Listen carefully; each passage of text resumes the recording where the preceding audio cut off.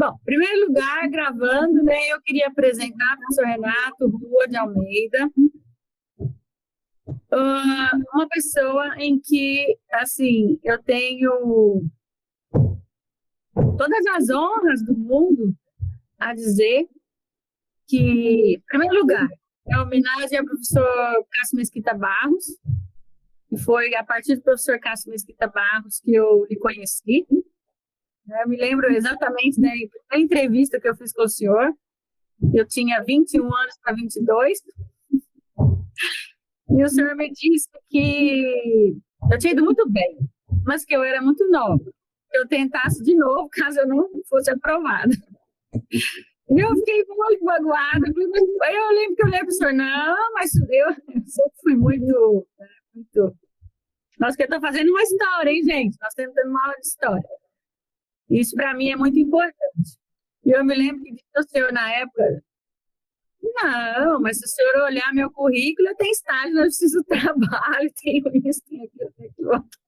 Como assim, né? Como se fosse o máximo estágio. Mas para mim era, né? O senhor, não, é verdade, não é isso que eu estou dizendo, não. Eu estou dizendo que você é jovem. Então, se você, caso não seja aprovada, tente de novo. Nossa, mas aí eu fiquei chateada demais, eu fiquei, bom, eu fui aprovada, mas fui aprovada na lista de espera, né? E não se imagina, eu falo isso até hoje, para todos os alunos do mestrado, né? Porque aconteceu comigo. E aquele barco e tal, né? Aquela coisa de não ser aprovado. E lá estava eu no semestre bem de novo, né? Aí o senhor voltou e falou, nossa, o projeto melhorou, tá, né? Aí eu fui aprovada, né? Comecei, me lembro que eu cheguei na sala do professor Pedro Paulo, também tem muitas saudades. Aí olharam para mim e falaram, a graduação é lá embaixo. Aí eu olhei, muito perdida, né, vindo de Minas, assim, né, vou contar da história das meninas aqui, que vieram, né, de Minas também. Olhei e falei, aqui é a aula do professor Pedro Paulo Teixeira Manos, do mestrado? Eu falei, tá bom, obrigada. Sentei. Eu estava na aula, ficaram parada olhando. Então, assim, naquela época era muito incomum, né, que jovens, assim, passassem no mestrado. Então, aí, logo depois que fui aluna do senhor, posso dizer que, assim, eu temia o senhor mais que a vida. Eu acho que eu nunca lhe disse isso, né, mas eu escondi, assim, na sala de aula, ai, pelo amor de Deus. E é aquela coisa, né, tinha gente, lembra do Brito, né, que está na bibliografia aí, o Zé, como é que chama ele? Zé Carlos Brito, né? É. Ele era nosso colega, aí tinha aquele senhor que foi presidente do tribunal, e aí tinha o Laraia, lembra? E eu olhava assim e falava, Deus do céu, o que é isso? Como assim? Olha, o Pedro Paulo Manos, ele é o vice-reitor da PUC agora, sabia? Tive notícias. É. Mas há muito tempo que não falo com ele, professor. Desde então, acho, né? Mas tive notícias. E aí, eu olhava aquela sala e eu falava em pânico. E aí, quando foi a prova do senhor, foi a matéria que eu mais estudei na minha vida. Eu falo isso para os alunos, foi a matéria que eu mais estudei na minha vida. E talvez a paixão tenha nascido daí, né? Porque eu estudei tanto. E também pelo senhor, o senhor sempre me acolheu muito bem, me via lá, acho que muito nova, no meio daquele tanto de gente. E sempre me acolheu com muito carinho. E, no fundo, o professor Cássio, né, foi meu orientador, mas o senhor também foi o meu orientador, né? Acabou que eu convivi muito mais com o senhor do que com ele, né, propriamente dito. E me lembro... Ele era perito do governo do Brasil, na UNB. Ele tinha que ir muito à Europa, né? Sempre estava na Europa. Mas aí eu sempre estava com o senhor, na verdade, sempre estava com o senhor. Aí, no fundo, quando eu cheguei para falar com o senhor sobre a tese, né? O senhor lembra direitinho do senhor falar isso na defesa do meu mestrado, né? E eu cheguei, professor, mudei de tema. Eu disse, nossa, Maria, me mudou de tema, eu tinha bolsa, né? Mudei. Eu vou escrever sobre direito ao trabalho. Aí o senhor coça a cabeça, sempre assim, né? Quando o senhor coça a cabeça assim, os alunos já até sabiam quando o senhor coça a cabeça assim. Aí o senhor coçou a cabeça assim e falou assim, tal, direito ao trabalho. E na banca de meu doutorado, o senhor disse, né? Falou assim, nossa, se fosse a minha aluna e eu, orientadora oficial, eu ia falar, desiste, não dá certo. O senhor lembra? Já não lembro, não. Já faz tempo. Já faz tempo, né? O senhor disse na banca. Se fosse me orientando, eu ia falar, desiste, não dá certo. O senhor elogiou o professor Castro, que ele era muito democrático, né? E assim, falou assim, que bom que ele deixou você ir, né, Maria Emília? Porque... O professor Castro é muito querido. E depois, né? Aí o senhor me disse, no direito ao trabalho, na banca, o senhor me disse, que bom que você foi, né, Maria Emília? Que você foi para fora, que você conseguiu, né, alcançar a tese, porque se não tivesse saído do país, não teria dado conta. Aí veio o professor Sastre, né? Que também adorou o senhor, que né, fomos todos muito amigos. Enfim, a minha grande homenagem é a pessoa que mais me ajudou, né, a estar aqui, até pelo próprio concurso. Eu lembro do senhor chegar, olha, abriu a faculdade. E no dia que abriu o concurso de Direito do Trabalho, o senhor me ligou imediatamente, na mesma hora, né? E eu estava com a sua esposa, com a minha mãe, e eu tive um mês para dar conta de puxar o currículo, todas aquelas aulas que eu acompanhei o senhor, porque os meninos não sabem, mas eu acompanhava o professor Renato Rua nas aulas. A minha parte que me cabia nas aulas do mestrado era a parte de direito comparado, né? Principalmente direito do espanhol e português, o senhor cuidava mais. Mas era... Então, toda a aula que tinha, eu acompanhava todos os temas em direito comparado espanhol. Disso eu fiz artigos, assim, que eu consegui soltar, acho que 8 artigos ou 9 na LTR, um livro, mais outro livro, e foi aquela loucura, consegui fazer a inscrição, e naquele sonho, né, porque assim, eu não aguentava mais, né, assim, investindo na carreira acadêmica, já estava praticamente desistindo, e aí deu tudo certo. Hoje eu estou aqui, cuidando dos meus meninos, porque eu cuido dos meus meninos, das minhas meninas, eles para mim são tudo meus meninos, né? Aí quando eles formam, aí vai tudo pro mestrado, aí eu participo da banca, meus meninos, vocês cresceram, né? Porque eu sempre, professor, estou no 2º ano. Quando o senhor esteve aqui naquela vez, né? Eu sempre estou no 2º ano.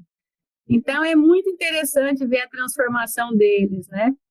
Então o Luciano foi meu aluno no 2º ano, o Paulo Henrique, que já não pôde estar aqui, mas na verdade ele já trabalha. Ele escreveu em greve, sem participação de sindicatos. Também foi meu aluno do 2º ano. Fernanda foi meu aluno do 2º ano. Todos, né? Então, assim, eu sempre estarei no 2º ano. Todos passam por mim, querendo ou não, obrigatoriamente. Eles gostam ou não. Mas, então, professor, eu só queria dizer o quanto eu lhe sou grata. E eu acho que a gente precisa, né, dar aqui essa mensagem para eles, né? É uma geração que vai ter muito futuro, como todos da Faculdade de Direito de Ribeirão Preto vem mostrando, não é à toa que, né, a primeira turma conseguiu o primeiro lugar na OAB, né? Então, quanto a gente tem que valorizar os nossos mestres, né? Porque quanto aqueles que nos ajudaram. Eu me lembro de ligar para o senhor em prantos. O dia que eu passei no concurso foi a primeira pessoa que eu liguei, né?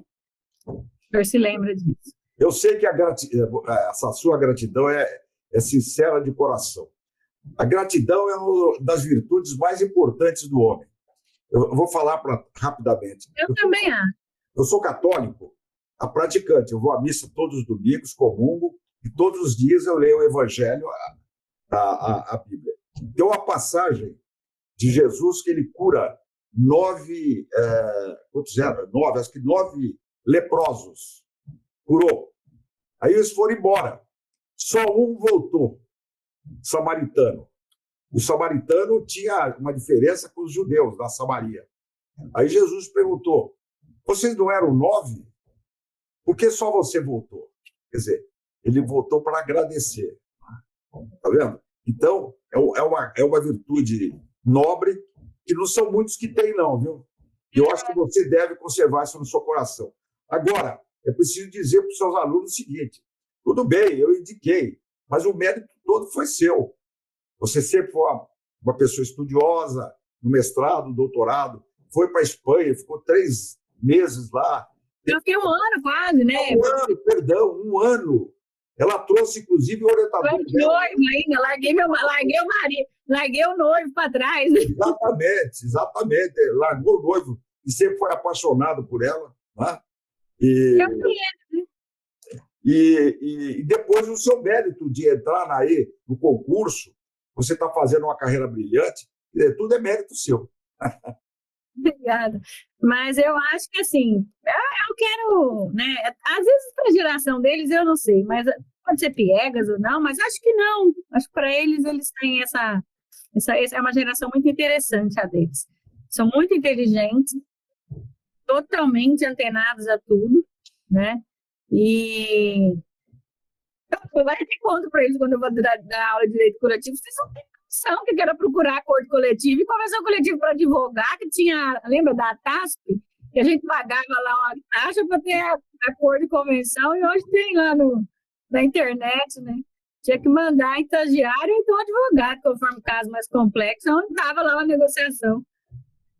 E, enfim, eu acho que para eles, como assim, né, um exemplo de muitos, e que a gente tem que sempre agradecer e valorizar os mestres que foram nossos maiores condutores. E o senhor, para mim, foi meu condutor e é ainda, não escondo para ninguém que direito coletivo é a minha maior paixão, em função de eu gosto, mas não como coletivo. E isso vem do senhor. Muito obrigado. Então, era isso que eu queria dizer. Então, vou apresentar o Luciano, Henrique, Catarina, Ana Paula, Mariana, Laura. Mariana, mais antiga, fechou um trabalho belíssimo, com levantamento de dados, e assim, claro que a livre docência me fez arvorar aí por outros espaços que não a técnica propriamente do direito, que na livre docência eu vou mandar, vai sair agora publicado, vou mandar para o senhor, vai sair pela Tina Loblan. Eu demorei até demais a fazer isso, mas foi a pandemia, me pegou ali, ano passado eu tive um ano muito difícil, não dei conta.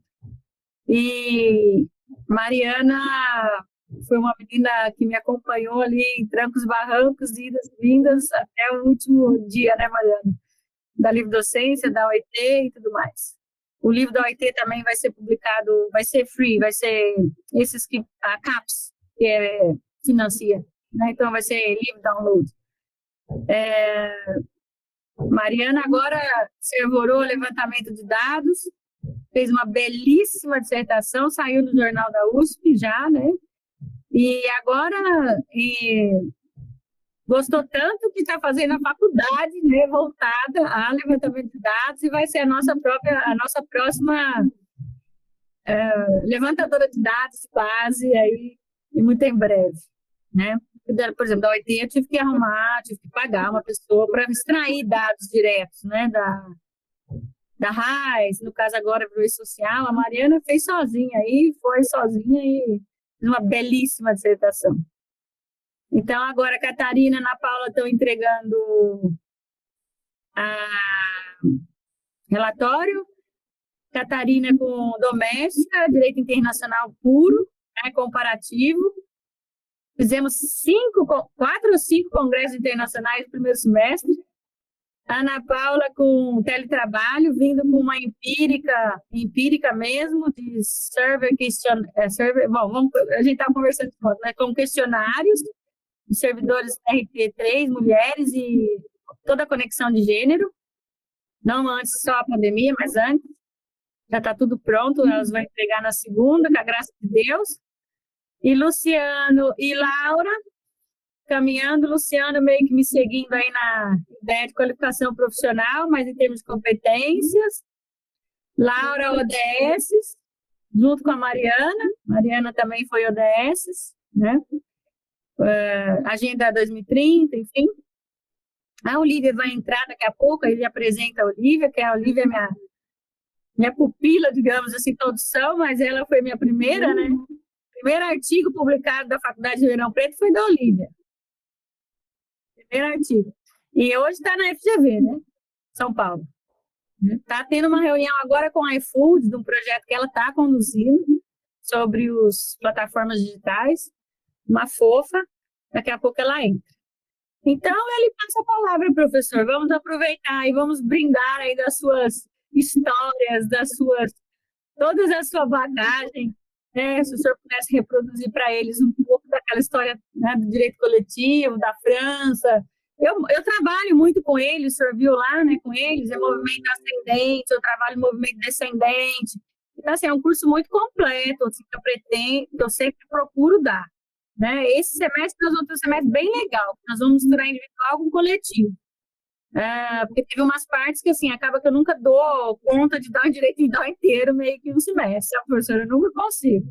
Isso é já padrão meu, eu nunca consigo. Então, houve alguns pontos que ficaram, e aí nós vamos misturar dentro da negociação coletiva para que eles façam atividades. Mas a ideia é que o senhor faça aquela introdução belíssima e a gente tenha essa pauta histórica da sua vida, do direito coletivo, que só é lenda viva. Né? Então, acho que os maiores juristas do Brasil, mas em direito coletivo, o maior, ao meu ver, e da América Latina. O conhecimento que o senhor adquiriu em direito coletivo, né, é algo espantoso e não pode ser perdido. A palavra é sua, professor. Muito obrigado, Marília. Olha, vocês aí descontam a metade do que ela fala a meu respeito. Isso é bondade dela. Bom, rapidamente, para falar sobre a minha história como profissional e professor, interessante para, eventualmente, ajudar vocês em alguma coisa. Eu sou formado em Direito aqui pela Faculdade de Direito da Pontifícia Universidade Católica de São Paulo, na década de 60, meados de 60, faz tempo, né? Aí eu me formei. Antes de me formar no quarto e quinto ano, havia a figura do estagiário jurídico, que hoje não existe mais. E eu fiz o estágio jurídico, que me ajudou muito depois na definição da área que eu viria a trabalhar como advogado trabalhista e de sindicato. Porque eu tive 2 estágios.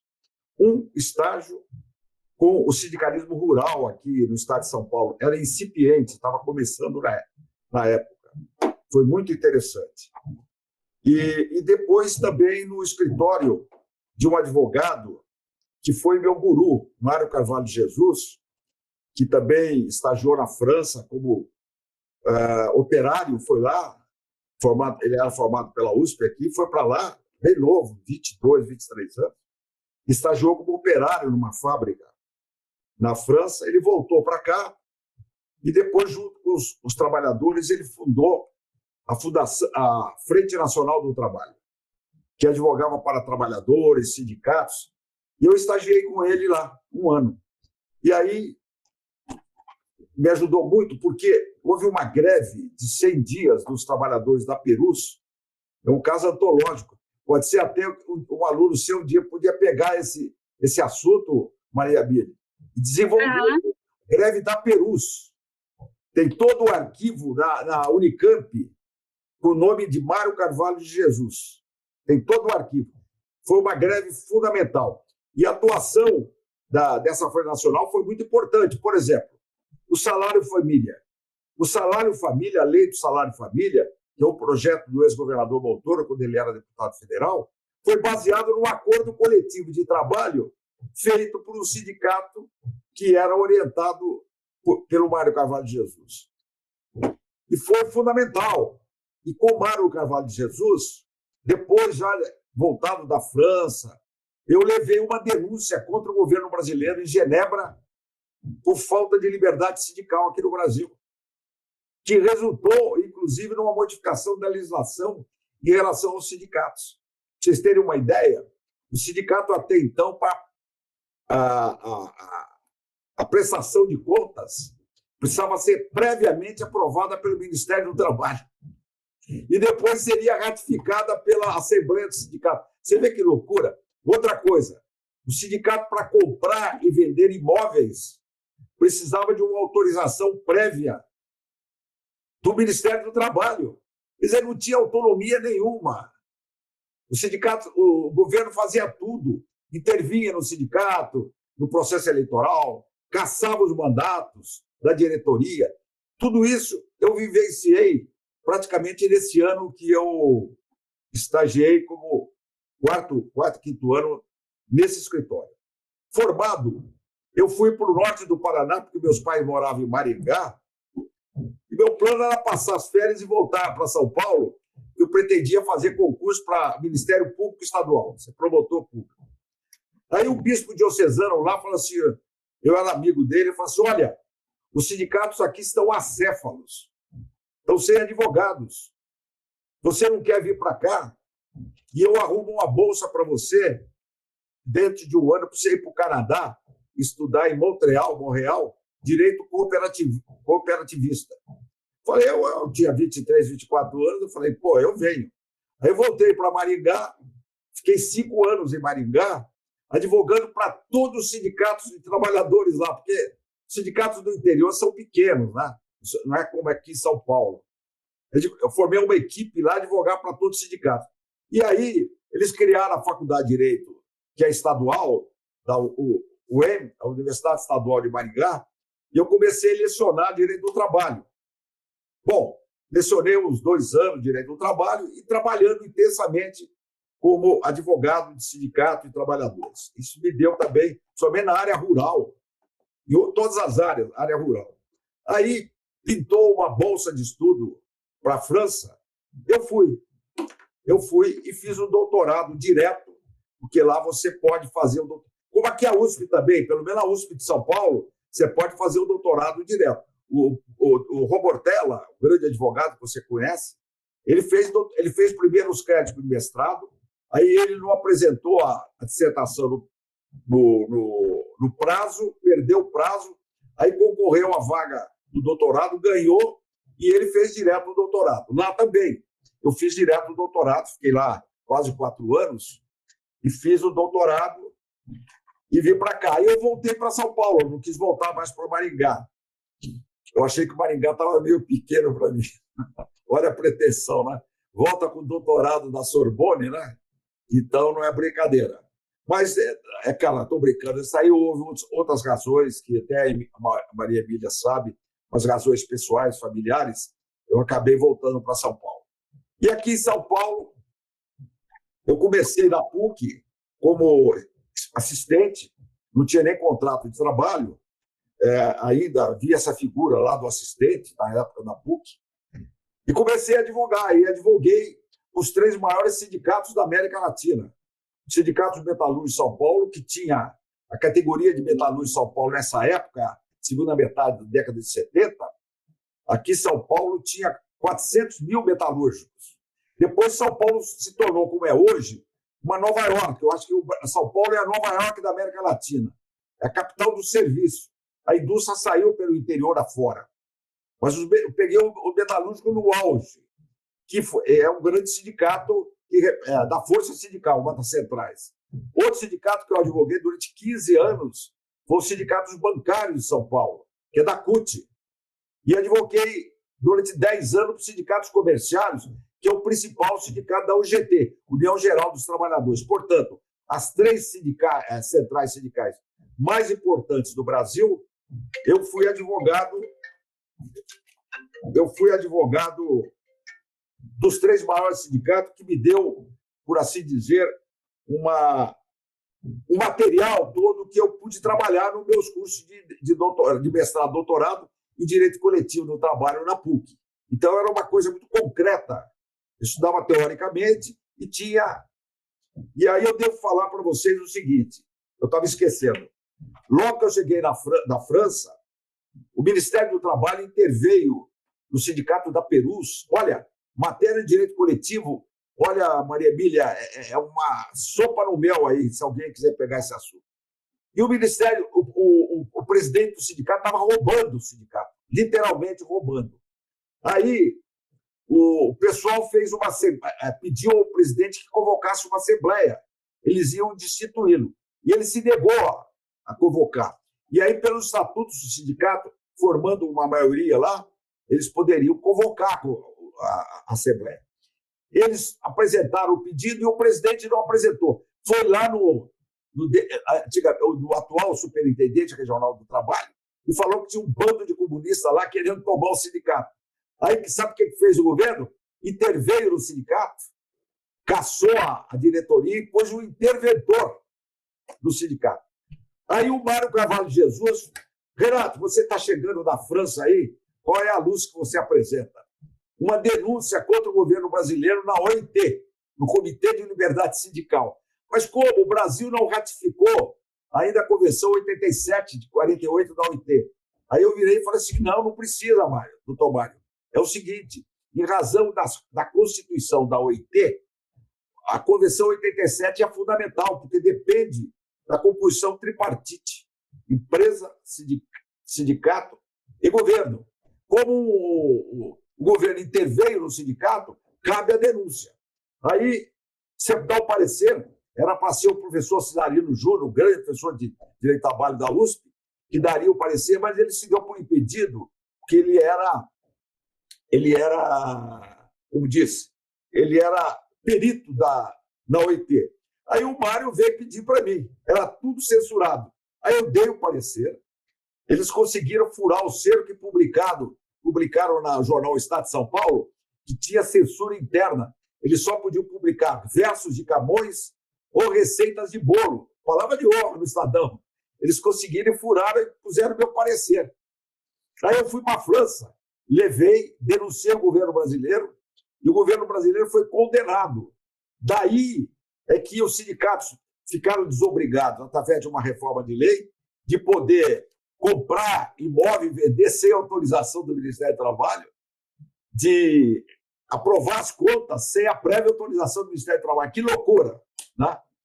Isso aí também acabou gestando a reforma posteriormente, em 88, aí vieram as greves do ABC, o Lula, o sindicalismo, etc., que acabou resultando na Convenção, na Constituição de 88, com o artigo 8º e os seus incisos sobre a questão da organização sindical.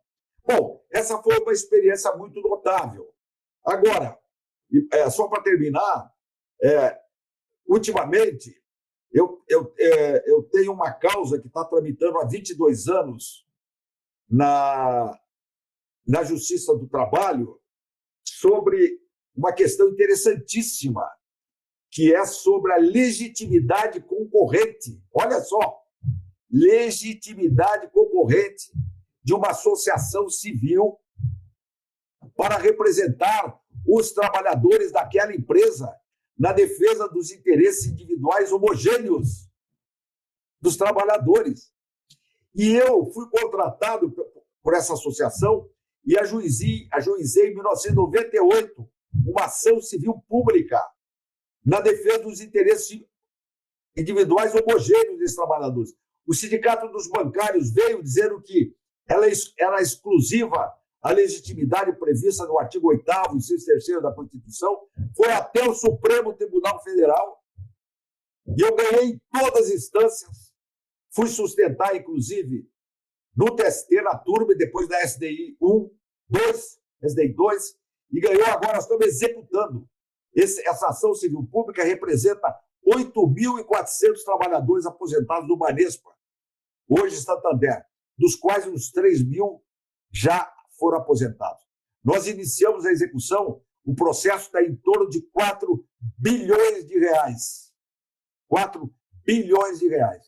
Isso foi uma experiência notável. Isso é uma outra matéria para direito coletivo, Maria Emília. Estudar o artigo 8º e inciso 3º, a concorrência com os sindicatos na defesa dos interesses individuais e homogêneos. Não interesse coletivo de natureza abstrata. Isso é exclusivo do sindicato. Mas os interesses homogêneos individuais de natureza concreta, porque havia uma norma anterior prevendo o direito deles, era uma gratificação semestral que foi unilateralmente suprimida pelo Santander. O Supremo e o TST reconheceu a legitimidade concorrente. Olha que beleza. Uma empresa de 10.000 trabalhadores, os trabalhadores podem criar uma associação própria e em vez de procurar o sindicato, essa associação pode entrar com uma ação civil pública, uma ação coletiva em nome deles. Olha só. Bom, eu escrevi, inclusive, sobre isso. Bom, Professor, só uma parte. Professor Renato Rua sempre advogou para empregados, né, e altos executivos. Eu conto isso muito para eles. E veio o francês aqui lhe visitar e chegou na sua casa, onde o senhor mora, né? E disse, ele mora aqui advogando para empregados. É verdade. Eu e o meu sócio fomos advogados muito bem-sucedidos na área trabalhista, muito mesmo, graças a Deus, porque nós pegamos uma época, a década de 80, das fusões de banco, sabe? E aí os bancos aqui em São Paulo eles pediam em massa. E nós entramos. Né? Para vocês terem uma ideia, quando um banco chamado Comid quebrou, nós entramos com 1.700 ações. 1.700 ações trabalhistas. Então é isso, quer dizer, eu queria dizer com isso para vocês que, ao lado do magistério, dos estudos, eu sempre fui um cara estudioso. Nos últimos 5 anos, eu reservava as manhãs advogando, tudo, de manhãs das 8, da segunda, quarta e sexta para estudar. Eu levantava cedo, ficava aqui e continuo estudando. Hoje, eu estou estudando mais, sabe o quê, Maria Emília? Filosofia do direito e teoria geral do direito e direito constitucional. É o que você gosta também, né? E eu gosto. Eu vou dizer para você que hoje eu estou gostando mais de direito do trabalho, estudando filosofia do direito. O meu grande guru é o Michel Vallée. Eu sugiro aí vocês comprarem. É um filósofo do direito da Sorbonne. É a maior figura eu diria, desse século XX, que já passou, né? Em filosofia do direito, professor da Sorbonne, titular.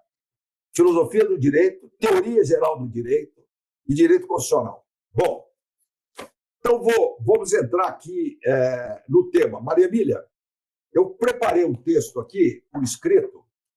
A minha mulher ficou até brava comigo, porque não deu tempo de eu estar aqui passar na internet, e ficou um pouco... A minha letra, às vezes, eu mesmo, às vezes, não entendo. Mas é o seguinte, eu vou falar sobre aquilo que você propôs, é o plano de aula do segundo semestre, em que você vai tratar direito do trabalho, fundamentos de relações individuais e relações coletivas, transição e conexão. Esse é o tema. Então, eu dividi em 3 partes, Maria Emília e os seus alunos aí. Primeiramente, eu faço uma análise histórica sobre a evolução do direito do trabalho, do direito individual para o direito coletivo. Tá? Aí essa transição que você fala e a conexão, porque os dois continuam existindo, tanto o direito individual como o coletivo. Eu faço um estudo, depois eu falo como é que está esse direito coletivo na Europa, na União Europeia. Vocês terem um pouco aí de legislação e direito comparado. E depois eu faço uma análise do Brasil, situação no Brasil, do direito coletivo aqui no Brasil. E eu faço uma conclusão, depois mostrando aquilo que os franceses chamam le décalage, ou os americanos chamam the gap, o fosso entre a norma e a realidade. Nós temos eu diria, de certa forma, normas hoje, depois da reforma trabalhista, inclusive, em matéria de direito coletivo, muito interessantes, mas que na prática, na realidade, não é isso que ocorre. Então, eu vou terminar depois falando no professor Miguel Reale sobre a teoria tridimensional do direito, que para haver direito é preciso ter norma, eu acho que nós temos, nós vamos comentar, precisa ter o fato jurídico, nós não temos, para atingir a justiça. Então, não há, efetivamente, direito coletivo no Brasil, porque nós só temos normas, mas não temos fato, não temos realidade de negociação coletiva, vocês estão entendendo? Então, portanto, essa relação jurídica coletiva não está funcionando e há uma lacuna de justiça jurídica. Bom. Professor, só para perguntar para os alunos, vocês têm aula depois? Não? Tá. Porque, em geral, a nossa aula termina às 16, mas nós já estamos às 15 horas agora, né? Mas se vocês não têm aula, dá para esticar um pouquinho.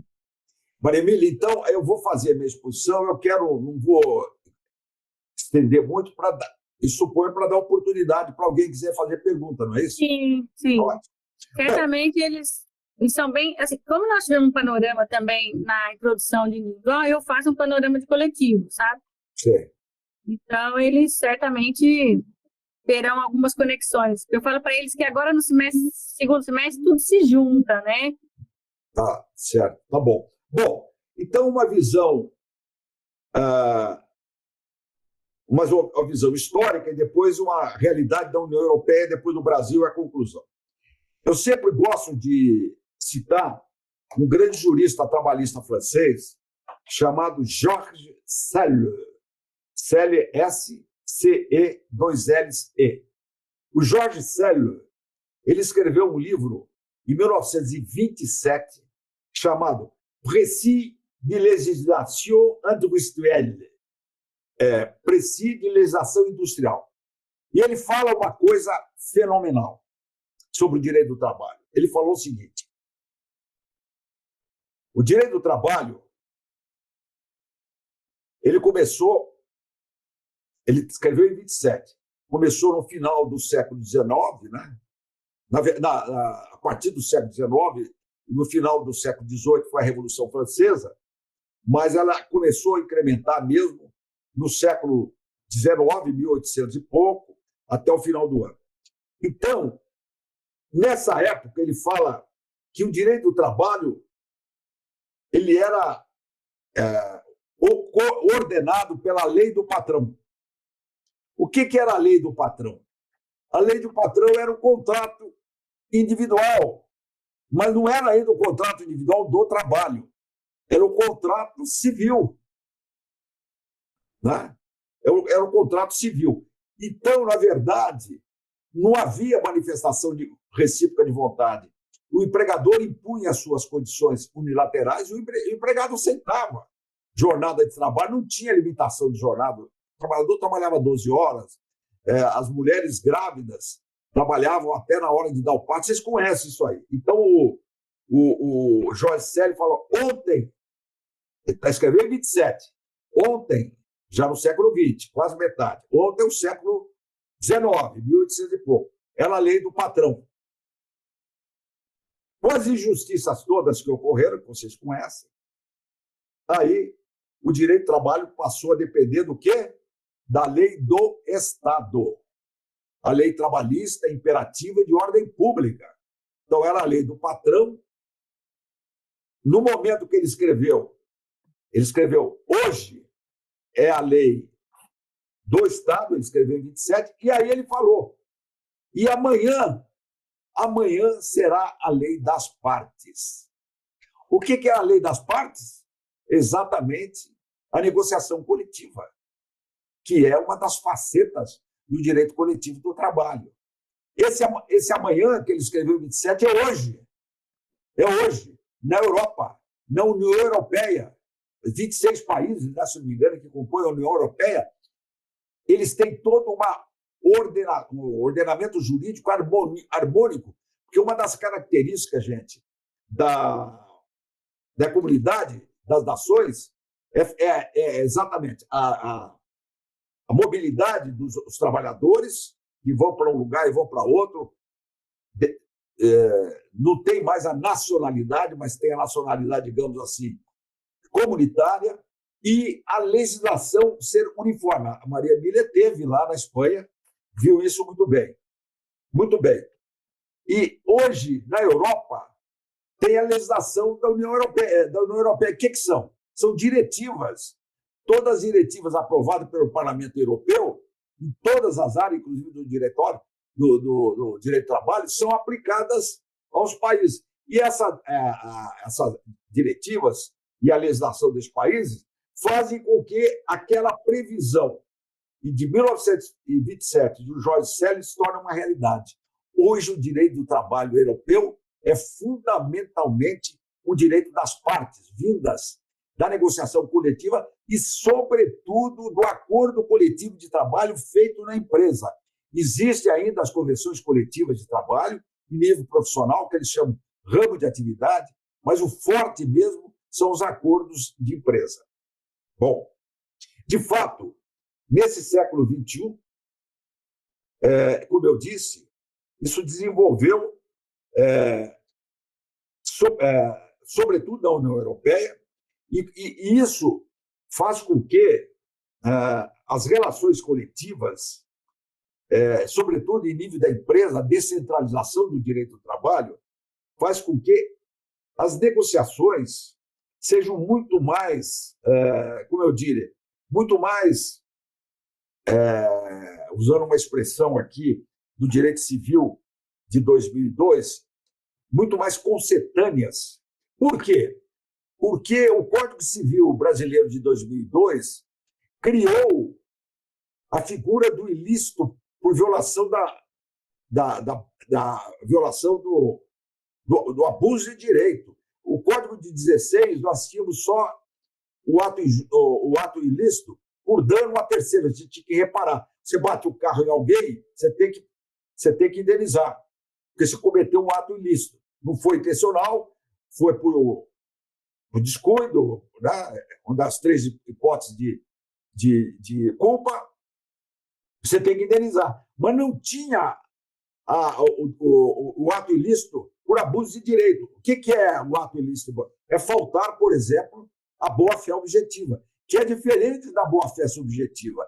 A boa-fé objetiva é quando as partes na relação jurídica têm que procurar encontrar uma harmonia para resolver os seus problemas. Isso também nas relações coletivas. Eu tenho uma procuradora do trabalho que fez um mestrado comigo na PUC.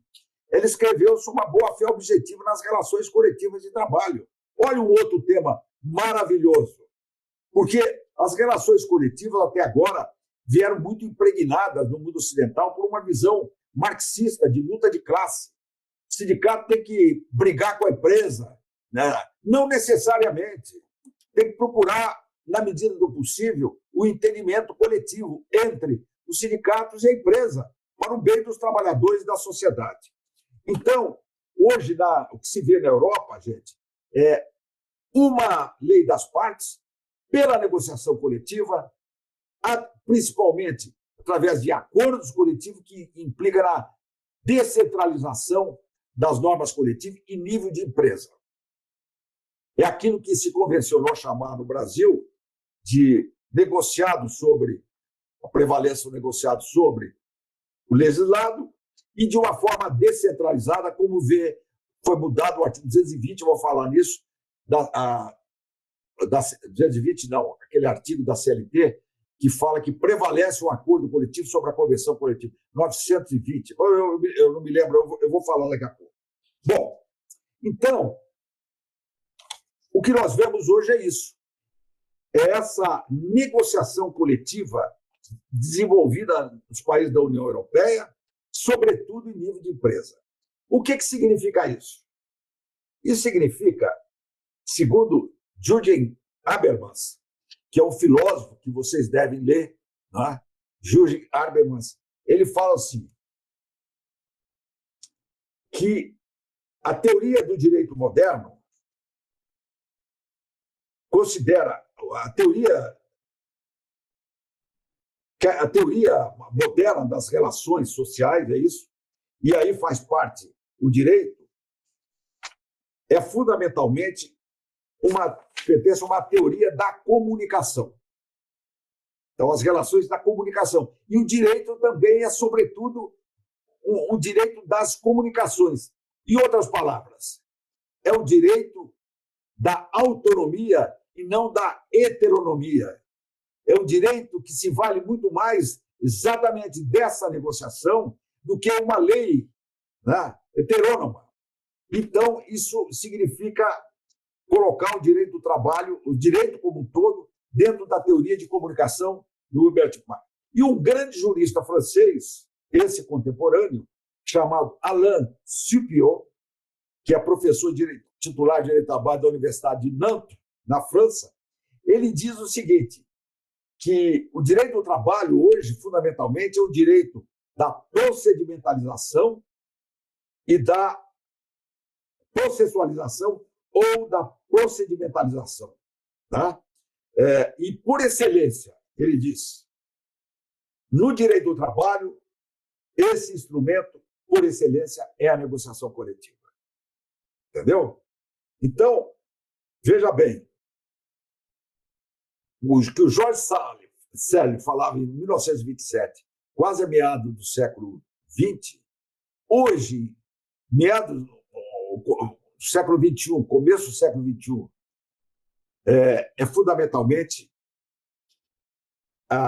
no direito do trabalho, a lei das partes, a negociação coletiva de trabalho. Eu vou dar um exemplo para vocês. O que está ainda em grande discussão no Brasil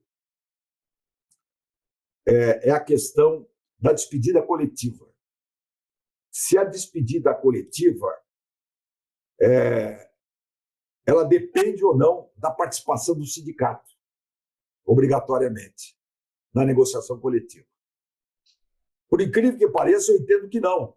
Por quê? Porque na despedida coletiva, você não trata de direitos coletivos de natureza abstrata, que aí sim é peculiar ao direito do trabalho, mas de interesses individuais também homogêneos. E aí, esse tema pode ser perfeitamente resolvido com os trabalhadores. Não precisa ser obrigatoriamente com o sindicato. Eu estou convencido. Apesar da lei agora dizer que é obrigatória a presença do sindicato, mas há quem entenda que essa lei é inconstitucional, porque ela foi aprovada através de lei ordinária e pelo artigo 7º, inciso 1º da Constituição, qualquer modificação dependerá de lei complementar. Esse é o argumento formal e há outros argumentos. Bom, e o fato é que esse processo foi para o Supremo Tribunal Federal, Maria Emília, não sei se você sabia, e eu sustentei perante o Supremo Tribunal Federal. Foi encerramento da minha atividade como advogado. Então, o mérito de sustentar perante o Supremo.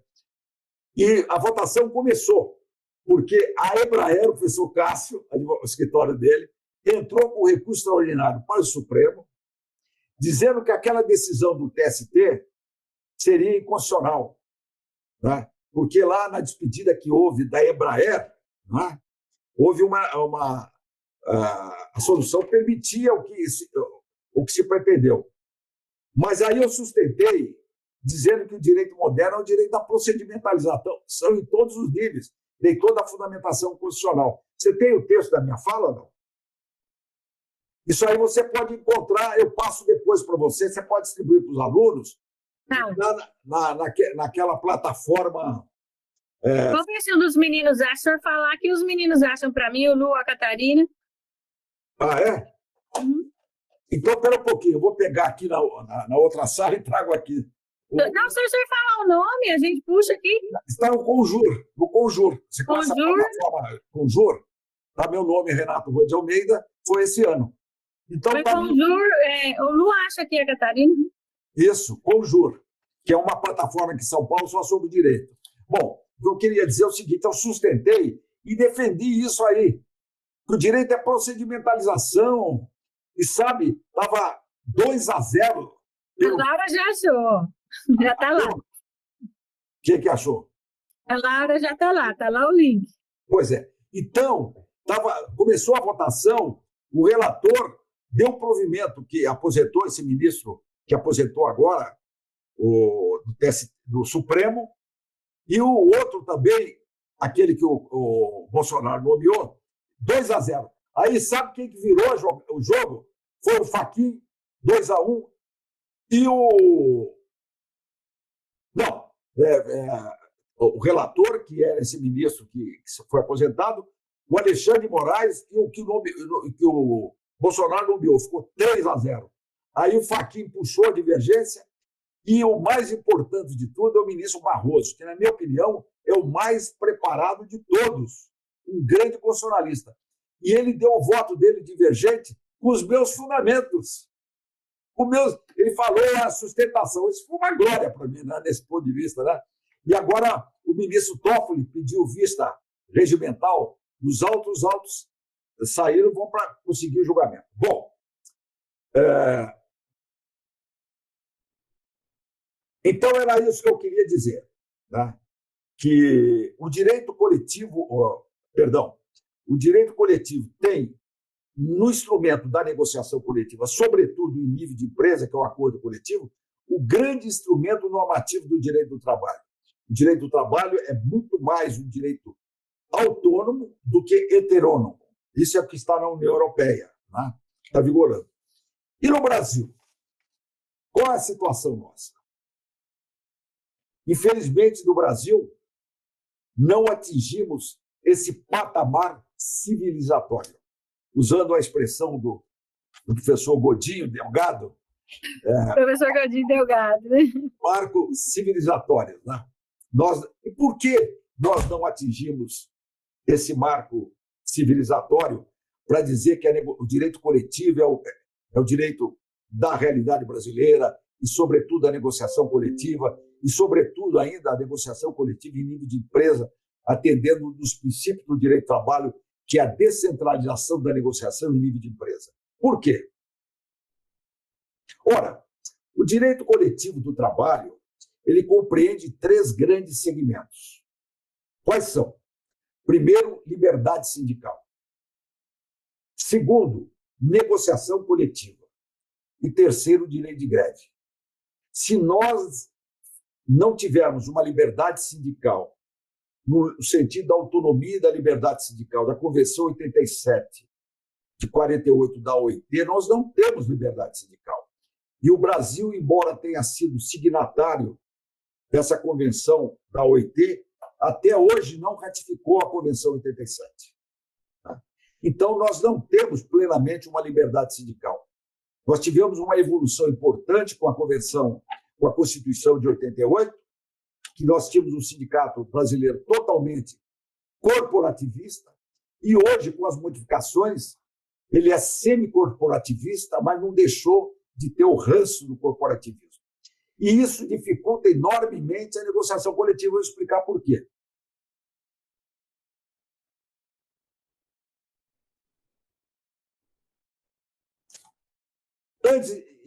Então, pela ordem, vou falar. Professor, só para lhe apresentar, quem entrou aqui agora foi a Olívia de Quintana Pascoaleta, essa mocinha linda que está aqui de olhos azuis. O senhor está vendo? Boa tarde, professor. Ah, sim, tudo bem, Olívia? Essa é minha princesa, foi minha primeira orientanda, hoje professora da FGV. Meu orgulho. Muito bem. Parabéns, parabéns. Obrigada, um prazer ouvi-lo, professor. Obrigado. Bom, eu queria falar 2 palavras sobre liberdade sindical, rapidamente. A liberdade sindical, ela tem, na verdade, 2 grandes componentes. Quais são? A liberdade individual e a liberdade coletiva. Liberdade individual é o direito do trabalhador. Vou falar mais em liberdade sindical, sempre pensando mais do lado profissional. Embora aqui no Brasil tenha essa jabuticaba de sindicato de trabalhadores e sindicato de empregadores, que só existe no Brasil, hein? Isso é coisa do corporativismo, do fascismo. Lá, a negociação é com a empresa, não é com o sindicato patronal. Né? Aqui no Brasil, nós temos essa jabuticaba e que vai acabar logo, logo também. Não tem sentido. E negocia com a empresa.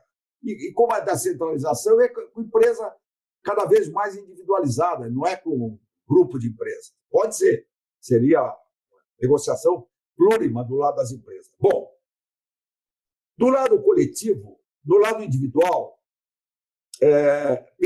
antes do coletivo, eu queria fundamentalmente a autonomia do sindicato em relação ao Estado.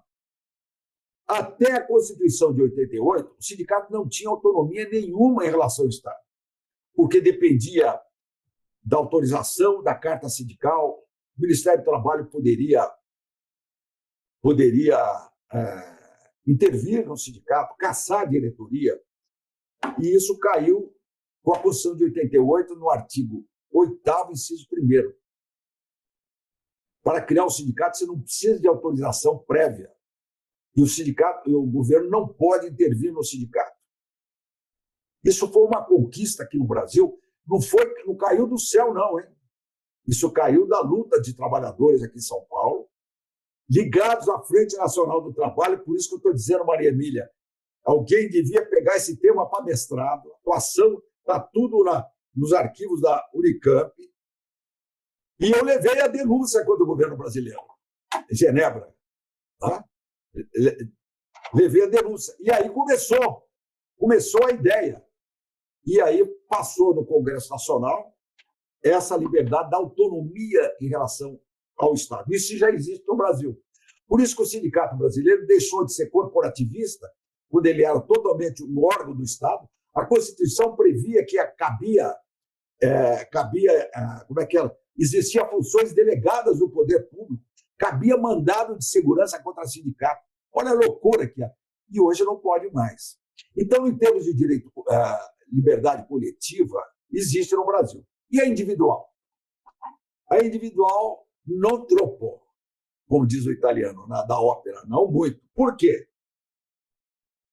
Porque persistiu na Constituição brasileira, por causa de lobbies patronais e de sindicatos de trabalhadores, como lobby, manteve-se a unicidade sindical e a representação por categoria, que estão no representação monopolítica da categoria pelo sindicato, que está no artigo 8º, inciso 3º da Constituição. Então, no plano individual da liberdade sindical, embora o caput do artigo 8º diz que é livre a liberdade sindical, e o artigo 8º, inciso 5º, diz que ninguém é obrigado a se filiar ou deixar de se filiar do sindicato, na verdade, isso é uma verdade, mas não troppo. Por quê? Porque você só pode entrar num determinado sindicato se esse sindicato pertencer a uma categoria e essa categoria é controlada por um único sindicato. Não existe uma liberdade sindical. Não existe a possibilidade, pelo menos, da pluralidade sindical, que é um dos eixos da Convenção 87, como existe na Espanha, como existe em Portugal, como existe na França, como existe na Itália. São características nossas, de latinos, onde tem não é unicidade, porque unicidade é imposto por lei. Onde existe unidade sindical são os países mais nórdicos, a Alemanha, os países lá da Bélgica, da Bélgica nem tanto, porque a Bélgica tem uma parte francesa também, né, meio latina. Mas os países escandinavos, aí você vai encontrar sindicato único, não por imposição. Agora, essa atrofia da unicidade sindical e da representação por categoria dificulta a negociação coletiva. Por quê? Porque, de um lado, esses sindicatos de trabalhadores aprenderam a dizer que o que move a ação deles é a luta de classe, está subjacente, ou então o conflito, é o direito conflitual por excelência, e do lado das empresas, que têm uma desconfiança enorme com os sindicatos. Então, não desenvolve a negociação coletiva. E, felizmente, houve um terceiro entrave que caiu, que era a contribuição sindical compulsória, que era o fim do mundo, que solidificava esse sindicalismo semi-corporativista e impedia a negociação coletiva, impedia o desenvolvimento do direito coletivo do trabalho. Vocês lembram que era um dia de salário por ano, descontado em março e recolhido em abril. Sabe quanto que foi a última arrecadação dos sindicatos no Brasil todo, antes de ser derrubada pela reforma trabalhista? 3 bilhões de reais. 3 bilhões de reais descontado do couro do trabalhador para os sindicatos. E o pior, ninguém controlava esse dinheiro, gente. Quando foi aprovada no Congresso Nacional a criação das forças sindicais, o Senado aprovou uma emenda dizendo que o Tribunal de Contas da União iria fiscalizar esse dinheiro. Por quê? Porque esse dinheiro tinha uma natureza parafiscal, sempre teve. É um desconto compulsório. E o senhor Lula, que ficou à distância dos trabalhadores do sindicato, depois que ele virou político, né? Ficou distante, vetou essa emenda do... Ele que, na década de 70, segunda metade, foi o grande líder sindical. Eu conheci o Lula pessoalmente. O Lula me convidou para ser advogado do sindicato deles. Eu não fui porque eu já tinha um monte. Eu falei assim, estou advogado do sindicato do Metalúrgico de São Paulo, você é advogado aqui na periferia de São Paulo, São Bernardo do Campo, deu uma esnobada e não fui para lá. Bom, o Lula era um grande... Hoje não. Quando ele foi presidente da República, ele vetou isso que foi... Então, os caras roubaram à vontade, porque não tinha controle sindical. Então, essa lei que acabou com a contribuição sindical compulsória foi uma dádiva de Deus. E aí eles entraram com uma ação do Supremo Tribunal Federal de inconstitucionalidade e perderam. O Supremo falou que é plenamente constitucional. E hoje, os sindicatos estão com essa dificuldade, não é? Por quê? Mas não impede, olha bem, hein? Não impede dos sindicatos arrecadarem. Como? Porque como eles representam ainda a categoria monopoliticamente, eles podem fazer uma negociação coletiva e tentar receber do trabalhador que autoriza prévia e expressamente o desconto pronto. Por que eles não fazem isso? Não fazem isso porque eles têm aquela visão estereotipada de luta de classe, conflito, direito conflituoso, não é? E também porque eles não têm representação no local de trabalho, que é outra característica. Os sindicatos brasileiros não têm representação no local de trabalho. Bom,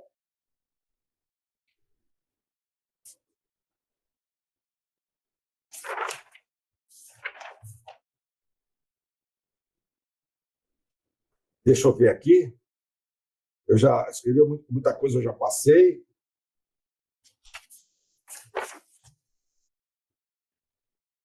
Agora, vejam bem, aquilo que eu falei, le décalage, ou em inglês, the gap, o gap, a decalagem entre a realidade normativa e a realidade fática. A realidade normativa, a lei da reforma trabalhista, embora no plano individual ela é muito contestada, no plano coletivo ela foi muito criativa. Muito criativa. Eu vou apontar os pontos, mas que na prática não está servindo para nada, porque não tem liberdade sindical. Quer ver a criatividade? Primeiro lugar, coisa que a professora Maria Emília vai... Eu vi o programa dela, aliás, meus parabéns, está muito bem feito o programa, está completo, não tem que acrescentar nada. Prevalência do negociado sobre... Não, primeiro é o seguinte, desculpe. Não, está aqui. Eu estava pegando. Primeiro, a prevalência do negociado sobre o legislado. O artigo 611-A da CLT, com a reforma trabalhista, fala isso, que é de conhecimento de vocês. Eu me permito rapidamente aqui, ver o horário como é que está, para falar. Está lá. 611.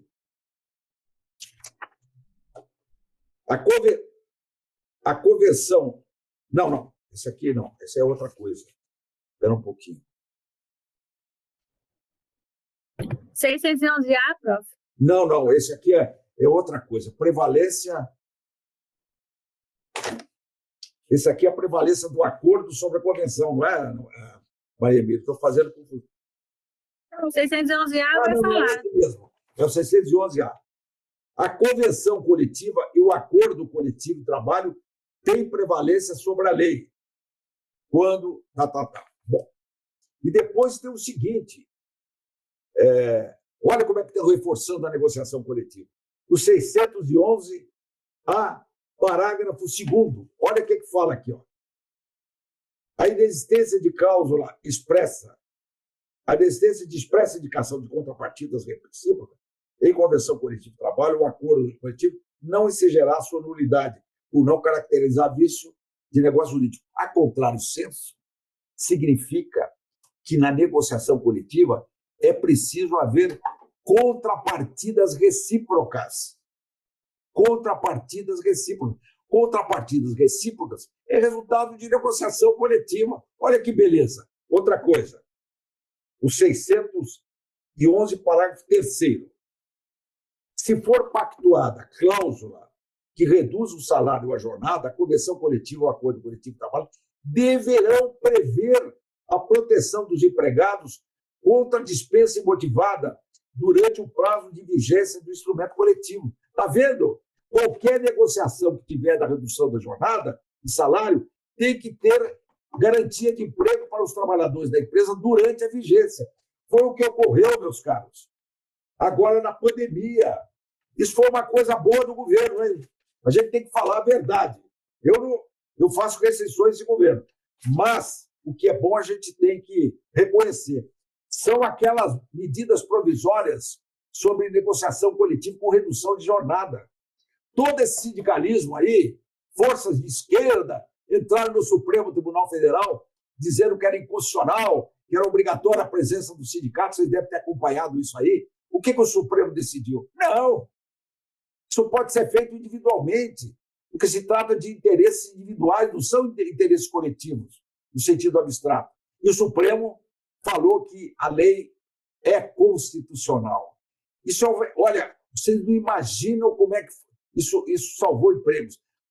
Até agora está prevalecendo. Eu tenho 2 empregadas domésticas aqui, para vocês terem uma ideia, 2, com esse apartamento desse tamanho aqui, não, Maria? Então, as 2 eu fiz acordo de redução proporcional da jornada. 50% a redução com 50% do salário. Isso foi geral. Aqui em São Paulo, eu fui procurado pelo cardeal para orientar lá como é que a Cúria fazia. Porque as igrejas, tem mais de 300 igrejas em São Paulo, sei lá quantas igrejas católicas, como é que ia fazer lá com a faxineira, com a secretária na igreja? Não tinha, os fiéis não iam mais à missa, não tinha mais coleta por causa da pandemia, as igrejas não tinham dinheiro nenhum. Então, o que eles me consultaram? Não, adira ao acordo aí, faz um acordo, redução da jornada, ou redução da jornada, ou suspensão do contrato de trabalho. Vocês viram? E aí está prevendo o quê? Está prevendo que durante o período que durou essa negociação, os trabalhadores ficaram com estabilidade, né? Inclusive, um dia minha filha estava reclamando, ela não mora mais aqui, de uma das empregadas, falou, você não manda embora? Aí eu falei, não posso mandar embora porque ela tem uma estabilidade. Eu fiz aí por 3 meses, por 3 meses ela tem estabilidade, se eu mandar embora antes, ela entra no Justiça do Trabalho e eu sou obrigado a pagar aquilo que o governo antecipou para ela. Né? Bom, mas isso é outra coisa, não tem nada a ver com o peixe. Tem que ver na medida que ela fez esse acordo coletivo comigo. Né? Bom, então, isso foi aprovado, o legislado sobre o negociado. Outra coisa muito importante é a prevalência do acordo coletivo sobre a Convenção Coletiva de Trabalho, artigo 620. Sabe como é que era antes da reforma trabalhista? Sempre a norma maior prevalecia sobre a menor. Sempre a maior prevalecia pela menor. O que acontecia? Acontecia o seguinte, eles aprovavam na convenção coletiva uma norma que valia para as grandes empresas e as pequenas empresas não tinham condições de cumprir isso. O que acontecia? Vocês sabem? Trabalhava sem carteira de trabalho assinada. 50% dos trabalhadores brasileiros trabalhavam sem carteira de trabalho. Depois entrava só 10%, quando saía, entrava com reclamação trabalhista, chegava lá, fazia acordo para pagar em 10 vezes. Essa é a realidade. Aqui em São Paulo é uma loucura, com os 12 milhões, mais 20 milhões que tem aqui de habitantes. Hoje não. Hoje prevalece o acordo, que pode, a meu juízo, Maria Emília, haver um acordo, inclusive, impégios, porque é o acordo que prevalece. Se a empresa não tem pequena e média empresa, 90% das empresas brasileiras são micro e pequenas empresas. Como é que uma empresa dessa vai cumprir uma norma que é feita pelo sindicato por uma multinacional? Ela não tem condições. Então, é legítimo um acordo império. Olha, isso não se aplica às pequenas empresas. Bom, então isso foi uma... E isso faz com que também... Professor, só para uma questão, nós já trabalhamos bastante isso aqui no U.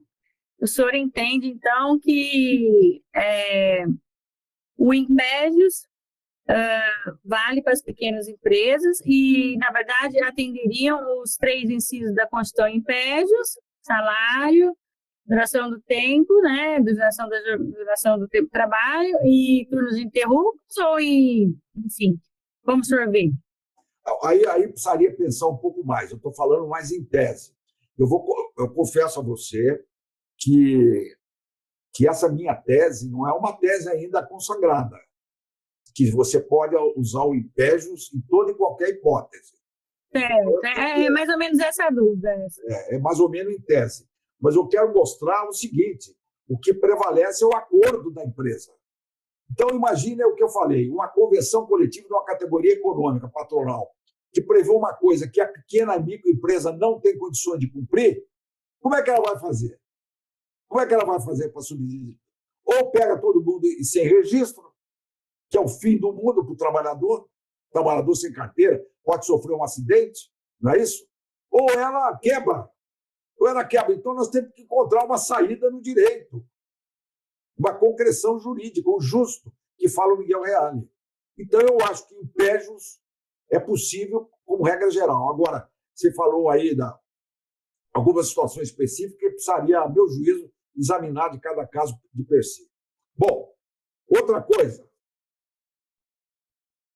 foi aprovado na convenção, na reforma trabalhista: intervenção mínima da Justiça do Trabalho na autonomia privada coletiva. Artigo 8º, parágrafo 3º da CLT. Isso é uma coisa importantíssima. Não é? Você fazia um acordo coletivo, vinha a Justiça do Trabalho e tornava sem efeito aquilo que foi celebrado. Quer dizer, é um absurdo. Isso reforça justamente o direito coletivo. Proibição das súmulas do TST, criando novas obrigações. Está proibido, porque isso fortalece a negociação coletiva. Artigo 8º, parágrafo 2º da CLT. Ou seja, em vez de sumular a matéria, ou foi com a súmula 277. A súmula 277 foi um desastre. Um desastre na questão da ultratividade, não é isso? Então, foi um desastre. Hoje ela foi revogada. Né? Aí vem a reforma trabalhista dizendo que tem que ser dentro do prazo de duração máxima de 2 anos. Então, você vê, agora não é mais possível criar súmula, tem que respeitar a negociação coletiva. O que mais? Outra coisa importante, que pouca gente está percebendo. O artigo 7º, inciso 11 da Constituição de 88, prevê a participação dos trabalhadores na gestão da empresa, como forma de descentralização da participação e negociação na gestão das empresas pelos trabalhadores eleitos de acordo com a orientação dada pelo artigo 11 da Constituição Federal. Nas empresas com mais de 200 trabalhadores, há o direito dos trabalhadores de eleger um só representante com estabilidade no emprego. Um só. Se imaginou numa empresa de 10 mil trabalhadores, o que um faz? Faz nada. Mas aqui está o princípio da negociação, de participação na gestão. Isso é outra coisa que está desenvolvida no direito europeu, e aqui é zero à esquerda. Zero à esquerda. Bom, com isso, a reforma trabalhista aprovou a representação dos trabalhadores eleitos da empresa com mais de 200, que vai até o número 7, com garantia de emprego. Agora, se houvesse uma negociação coletiva para valer, se os sindicatos de trabalhadores perdessem o preconceito e as empresas fossem mais abertas, o que se podia negociar? podia se negociar um aumento desses representantes eleitos, porque a lei, a Constituição, fala no mínimo. O artigo 7º, inciso 11, fala no mínimo um trabalhador acima de 200 eleito. E veio a lei e aumentou, pode ir até 7. E por que não pode chegar a 20? Numa empresa de 10 mil trabalhadores, o que são 7 eleitos? Não é nada. Você tem que ter pelo menos uns 20. E isso ajudaria a parte da gestão da empresa, da participação, da negociação interna. Isso foi aprovado também pela reforma trabalhista. Então, meus amigos, eu vou concluindo essa parte da CLT, da reforma trabalhista. Eu diria o seguinte, para concluir. No Brasil, o Brasil tem a Constituição, que nós acabamos de mencionar, em vários tópicos ela dá abrangência para a negociação coletiva. Eu estou lembrando aí que o artigo 7º, inciso 6º da Constituição prevê a negociação, a redução de salário mediante negociação coletiva. Depois, aí, por isso que veio toda essa legislação aí, agora que eu mencionei. Então, nós temos a Constituição, nós temos a CLT com a reforma trabalhista, de novo, que na parte do direito coletivo avançou muito. O Brasil já ratificou, hein, as 2 convenções internacionais da OIT mais importantes sobre negociação coletiva, que são a 98 e a 154, ratificada pelo Brasil. E a ratificação faz com que elas devam ser aplicadas na medida do possível internamente. E também ratificou a Convenção 151 da OIT sobre a representação dos trabalhadores, que pode ser a sindical e a da representação dos trabalhadores, deixando delimitado que aos sindicatos é que cabe exclusivamente a representação da defesa dos interesses coletivos dos trabalhadores. Só o sindicato pode celebrar acordo coletivo e convenção. Excepcionalissimamente, poderão as partes negociarem se o sindicato se omitir. Porque pode no direito de greve, quem pode no direito de greve, pode também na negociação direta, porque quem pode o mais, pode o menos. Mas são exceções. A regra é a negociação coletiva, né? Então, apesar de termos tudo isso, ressalvando o direito do sindicato em relação à representação eleita, porque a representação eleita, com mais de 200 empregados, não pode tratar de negociação coletiva de matéria de salário, de melhoria da condição, só sobre a gestão, interesses individuais homogêneos. Apesar de tudo isso, não existe negociação coletiva no Brasil, na verdade. Então, nós temos toda uma parafernália de normas, mas não temos isso na prática. Isso eu concluo agora, geralmente, alguns expositores concluem com um poema, né? Eu não vou concluir com um poema. Eu vou concluir com as palavras magistrais do professor Miguel Reale, que foi professor titular de Filosofia do Direito da Faculdade de Direito da USP. Meu professor também. Foi lá também, né? Do Lago São Francisco. E ele fala o seguinte, na sua teoria tridimensional do direito, que eu recomendo a leitura para vocês. Olha, gente, eu vou falar uma coisa para vocês, hein? Vocês, para serem bons juristas do trabalho, vocês não pode ficar só estudando a CLT, não, hein? Vocês têm que estudar filosofia do direito, teoria do direito, direito constitucional, ter uma visão multidisciplinar dentro do direito, porque o direito é uma realidade, é uma árvore com vários ramos. Então, diz aí o Miguel Reale, em sua teoria de direito. O direito compreende a norma, o fato e o justo, né? No caso do direito coletivo e da negociação coletiva no Brasil, nós temos as normas.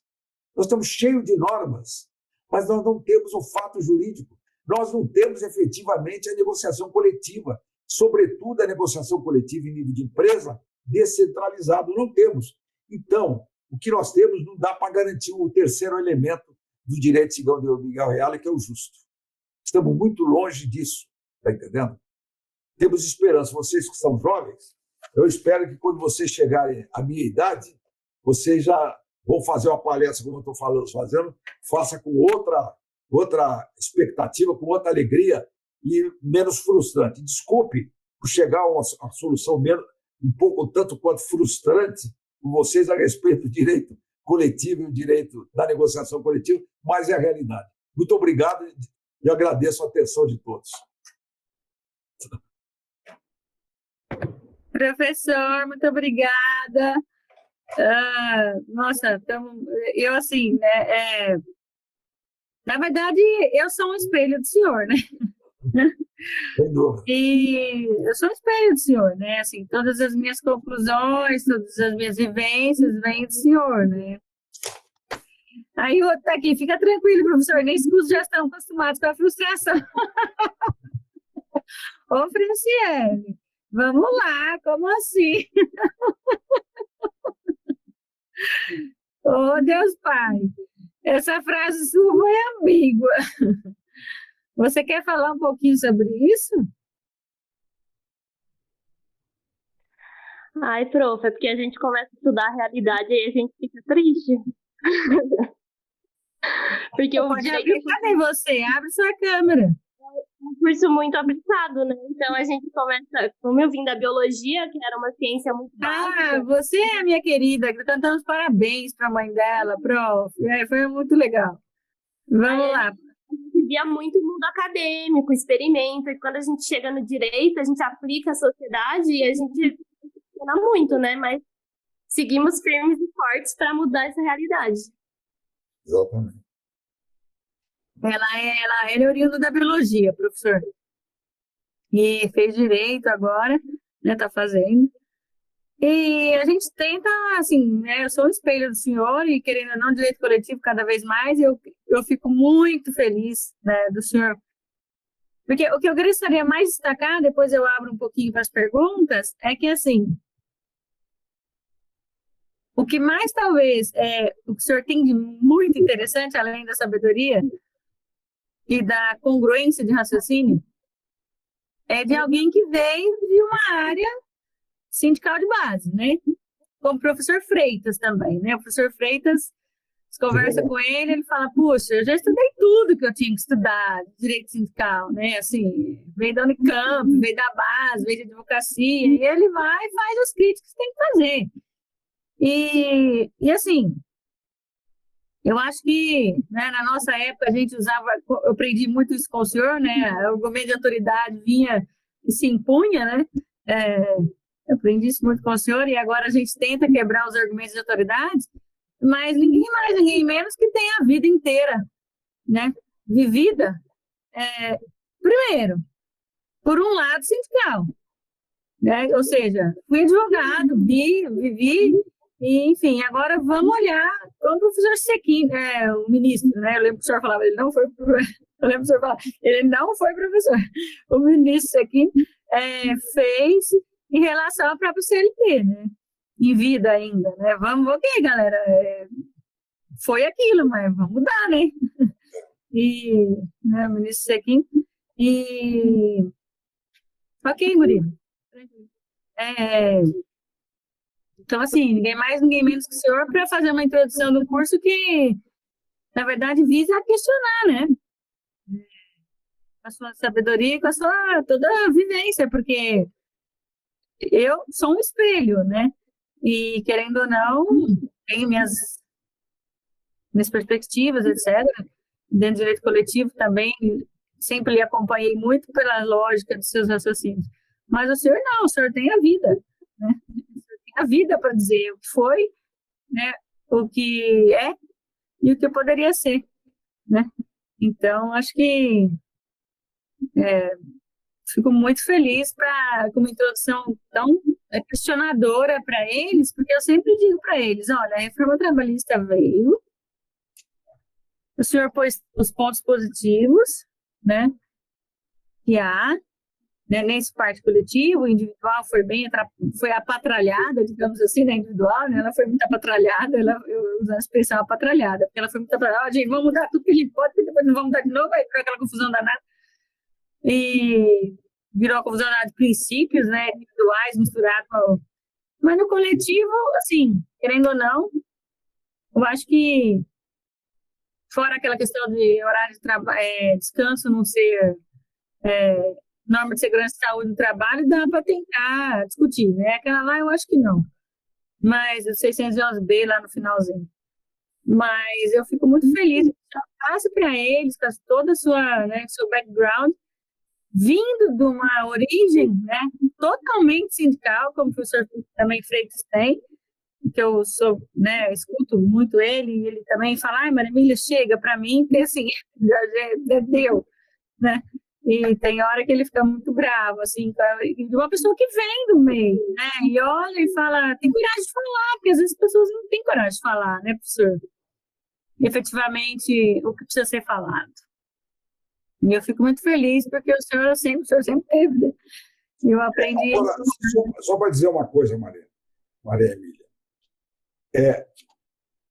Tá certo, a minha experiência e tal, mas o que hoje está me levando mais a fazer uma análise crítica, como eu fiz, é a filosofia do direito.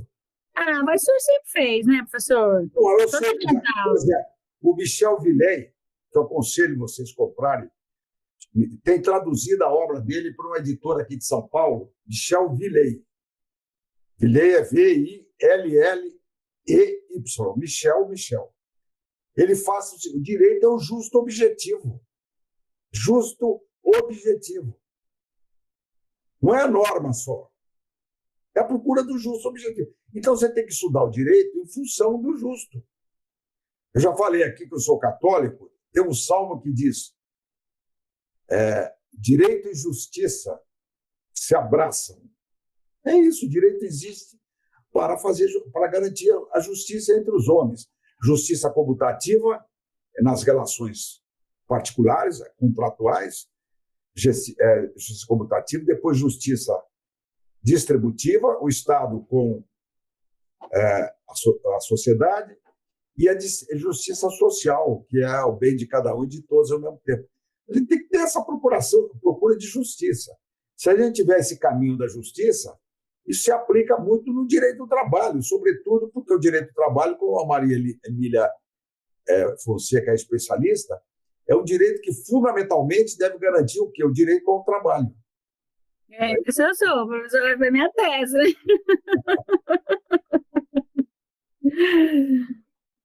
Esse eu sou. Mas eu creio, assim, que para eles, assim, é muito interessante, porque eu falo para eles, olha, das pouquíssimas universidades do Brasil,